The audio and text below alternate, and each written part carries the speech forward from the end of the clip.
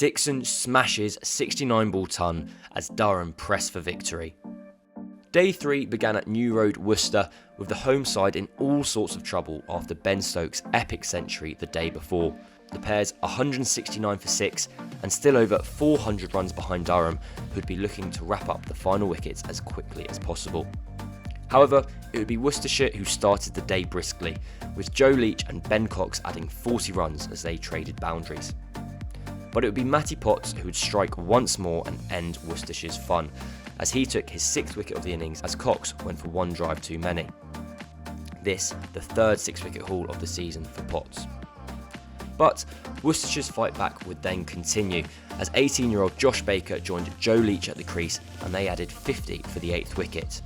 And, in the process, Leach would reach his second half-century of the season and the 21st of his career, this one taking 92 balls.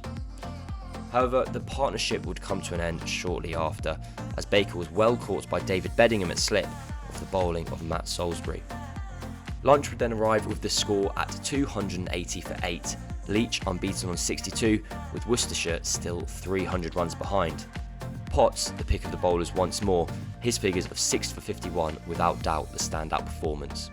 Leach's fine innings would come to an end shortly after the break, as he edged to second slip off the bowling of Chris Rushworth.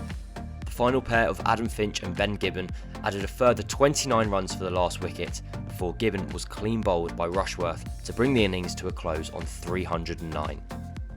The standout batters for Worcestershire had been Ed Barnard and Joe Leach, who both registered half-centuries, whilst it was Matty Potts with the 6 for 62 who was the star for Durham. Durham had a lead of 271, however they decided against enforcing the follow-on as England's Alex Lees and first innings centurion Sean Dixon returned to the middle.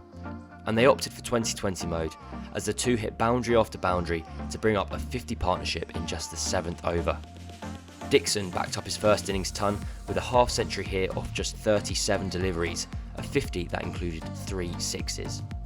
And the pair would take their side through to tea with the score on 102 for no loss after just 14 overs. Lees on 37 off 35, Dixon 64 off 49, and the lead 373.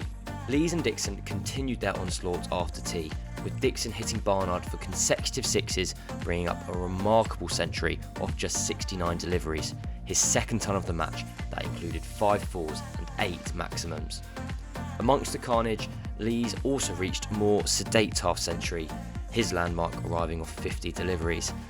But the fun would finally come to an end with the score on 170, Dixon top-edging Finch high into the Worcestershire sky before being caught by wicketkeeper Cox. That wicket brought about Durham's declaration as they set Worcestershire 442 to win. Durham had scored 170 in just 21 overs. Worcestershire would therefore have to bat the best part of 4 sessions to save the match, and their attempt to do so got off to the perfect start as Pollock drove the first ball of the innings for 4. But veteran Chris Rushworth would strike twice in consecutive overs to remove both openers. First, Pollock was clean bowled before one kept low to Jake Libby, who was trapped LBW. Worcestershire 35 for 2. Azhar and Jack Haynes then added 50 together as they survived some hostile bowling from Stokes before Haynes struck 3 boundaries in one Matty Potts over.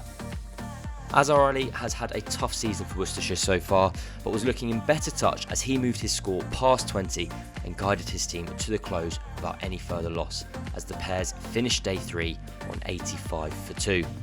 The equation is therefore simple going into the final day, as Worcestershire will have to bat out the entirety of day 4 to save the match with 8 wickets in hand. Durham safe in the knowledge that they are still over 350 runs ahead.